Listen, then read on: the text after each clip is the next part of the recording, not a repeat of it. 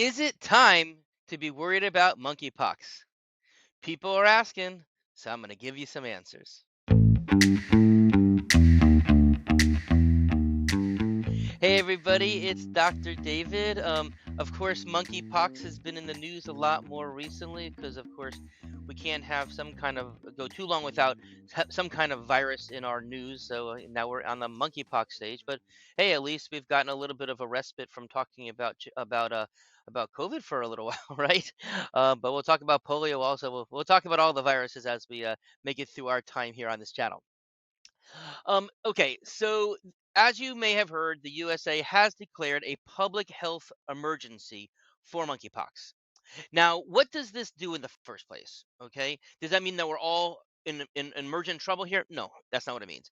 But it does trigger the allowance of funding and opens up a lot more resources for various aspects of the federal response.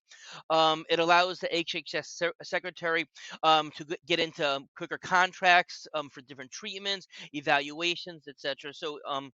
And there's also better support of emergency services and emergency rooms. People are presenting to emergency rooms. Also, the CDC director has said that this declaration will increase access to care and expand the CDC's ability to share data. And that's of course really important because sharing data, and I guess that would be great with sharing data with other countries.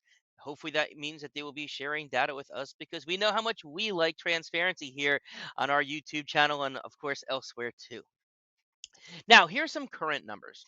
Now, this is as of August 11th, that there are now over 10,000 cases of monkeypox that have been officially diagnosed in the United States of America.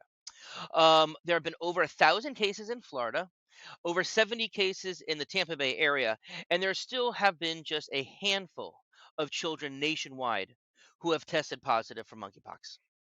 Now, furthermore, in terms of some of the demographics, 99% of the cases have been in males. 94% have been in people who are men who have reported having sex with other men. So what does that mean about the other 4 or 5%? Well, obviously there have been a few women, but of course there may be some men who may not be willing to admit that they were having sex with other men as it even though they had chickenpox. So there's probably some in there as well. But still we are seeing this particular group of people seem to be the people who are most impacted for it. And of course, that is a concern for our friends in this community. Now, first of all, as we talked about from the very beginning when they were saying it wasn't, and I thought it was rather clear that this is a sexually transmitted disease, but it's not just a sexually transmitted disease. So I want to break this down a little bit. Now, why is it an STD? Because it's passed when people are having sex. Now, of course, this is happening through direct skin to skin contact. We know about that rubbing when things go bump in the night, if you will, and that kind of rubbing types of action where there's a person who has a rash touching somebody with the skin. If there's rash, there could be like micro abrasions, open sores, etc. That could be passing it from one person to the next. Now, of course, it's also most commonly found on genitals and the anus, but of course, it has also been found in oral cavities as well. But of course, areas that one would attribute to sexual activity. And of course, keeping to this as well, that how few children that there have been, and people, and how few people who are not sexually active who are contracting this. Now, also this month, the Lancet Infectious Disease, this is one of the more preeminent medical journals out of England, did say that scientists have demonstrated that monkeypox virus from semen can infect human cells. So it may not just be the simple rubbing of skin to skin or membranes to membranes, but there could potentially be semen transport. But that has a lot more to be looked at yet. But of course, it kind of certainly goes together in the same act of intimacy, but it is not just an STD. Okay. Now, people who catch this can get it through face to face interactions with someone or through touching contaminated surface. Um, Monkeypox can be passed more through respiratory droplets as opposed to aerosols. Conversation again that we've had in the COVID world is that aerosols spread out much further, much wider, can get into places much more. Droplets are much heavier, fall to the ground faster. So there must be a much closer face-to-face interaction for somebody to pass it along that way. But being that it can be starting off, it can have some respiratory aspects to it, then that's where the spread could potentially be. Now, the data has also shown that monkeypox is extremely rare. for it to be passed along in public settings.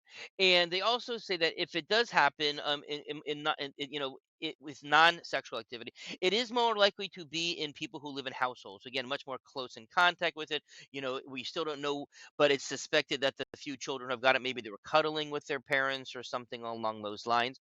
But only 0.2% have been gotten through contaminated surfaces. Now, of course, if you have a lesion and it's open and you rub it here and then somebody rubs over there, then of course that could be a skin to skin type of contact indirectly.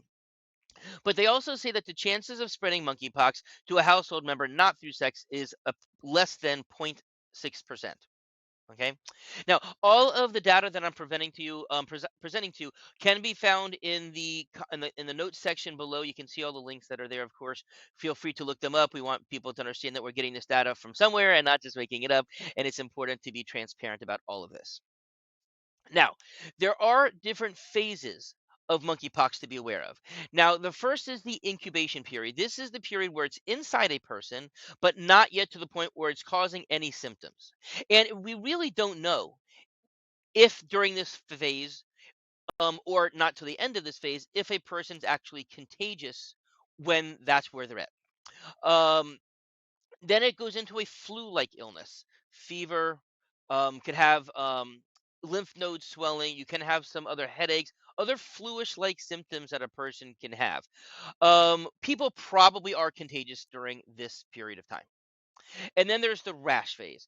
This third phase, lesions will begin to appear on the skin or inside the mouth, but the nose, the eyes, and the anus. So of course, people aren't having sexual activity through their eyes or their nose, but so there is what we call a viremia. The virus is in the body and it can go to these other areas. But one of the common things about those areas is that they are membranes, mucous membranes. We talk about how the eyes, nose, mouth, lungs, although we haven't been hearing about any lung infection so far, but those are the membranes that this tends to be able to grow on, just like urethras and anal tissue, etc. Now the rash can look like pimples. It can look like blisters. Then they kind of go into this more resolution phase. They can pop. They can kind of scar over. Sometimes it looks more like a scab once it's popped, etc. But a person is contagious throughout this entire phase until all of these pox marks have been crusted over and are in a healed phase. Okay. Now the rash itself can last 2 to 4 weeks, and many people have reported this as a very, very painful rash. So if you remember the days of chicken pox, if you were one to have one, like I know I have my two little scars right here on my arm. It's kind of like the proof of it. They were more itchy, right? It did sting, but people are reporting more painful types of rash from these pox. Okay. Now, before I talk about what people should do, I would like to invite everybody, if you haven't already, please subscribe to this YouTube channel. If you like this type of information, you like hearing about different health topics, you like to hear my take about it, please do. Pardon me. Please do so. Hit the notification button, and of course, please share this with people if you think that they will like it. Now, what should people do? Now, first of all, if a person does think that they have been exposed to monkeypox and they have symptoms that are consistent with it, first of all, we've shared many times our immune support protocol, the high dose vitamin A, the arabinogalactin, high dose vitamin C, zinc, things that we now have housed on our Patreon page, where you can get a link to that. And again, also in the notes below, please join us over there where you'll find a lot of other information that we're sharing with people in more detail. Um, but also assess yourself, assess your family. Are you or somebody in the family in one of these high risk categories? We have to be more thinking about it. Okay. Um, and of course, be aware of what the activities are that causes the spread. But of course, you've made it this far into this video, so you now know what those are. Now, of course, what if you are in one of those risks? Modify your sexual behavior. Okay. It does seem as if people who have multiple partners are more likely to be changing it.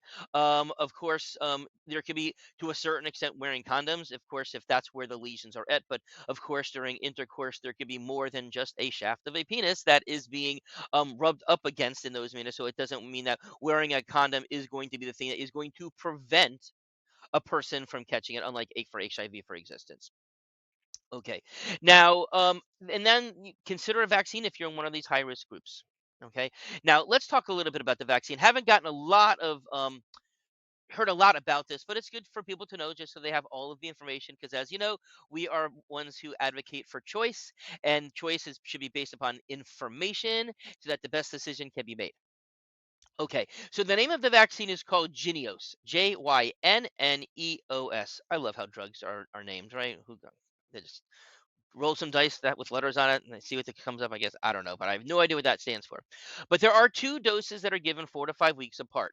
People who are eligible, according to the CDC, are people who have been exposed to monkeypox or who are more likely to get monkeypox. So this is actually something that if you've been exposed, you can be vaccinated and can still bring some protection. I'll talk about that a little bit more in a second.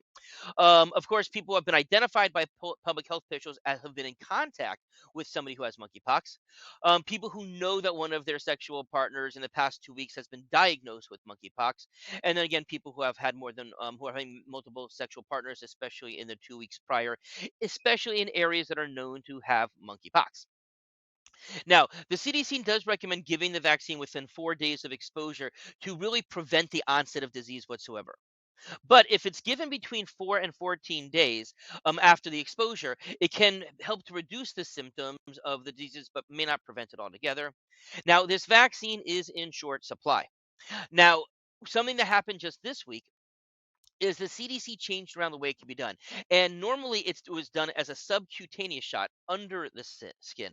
But they've now found that they can give 1/5 of the dose into what's called intradermal. So like right under the skin line, but like above the fatty tissue that's right under the skin. It needs to be done by a more trained professional. But it's the nice thing about this is that only 20% of the dose is given to people. So for people who are concerned about putting antigen to their body, putting a foreign substance in the body, this is 20% less. It also does mean that there's now 5 times as much vaccine available. And considering the supply shortage, that is kind of good to know that there are more people who are at risk if they choose to get it, that there hopefully will be less of a problem because right now people are having problems finding it. Okay. Now, there is also a medication that's available. It's called T-Pox. And this antiviral medication, you have to get a special grant use from the CDC. It's only found in the Strategic National Stockpile. Its research has been given to non-human primates, i.e., monkeys, apes. They didn't say exactly what kind in this, but that's where they did it. And they also gave it to rabbits. And they actually gave these animals, excuse me, lethal doses of the monkeypox. And then they gave it to them, and they found that more than 90% of those who were given this legal dose of monkeypox survived, whereas only 20% survived if they were given the lethal dose.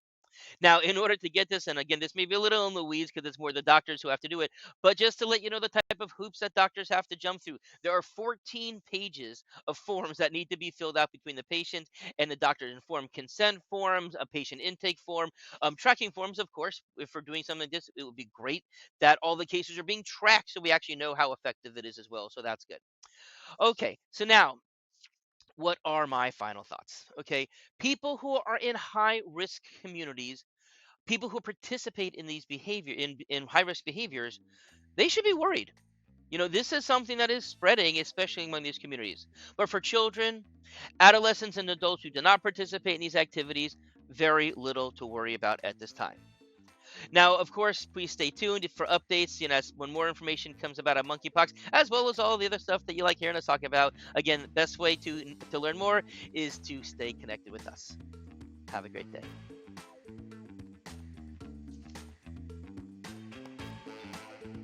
Please make sure that you subscribe to our channel. We release new content every Tuesday, Thursday, and Sunday.